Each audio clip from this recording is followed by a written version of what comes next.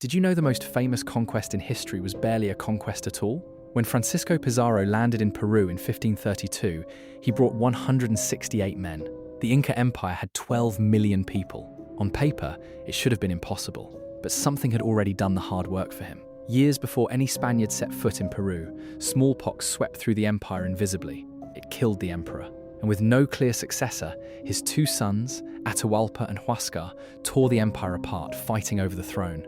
Millions died, roads crumbled, alliances collapsed. By the time Pizarro arrived, he wasn't walking into a superpower. He was walking into a smoking ruin. Atahualpa had just won the civil war. He agreed to meet the Spanish at dinner, relaxed and confident. He was captured that same night.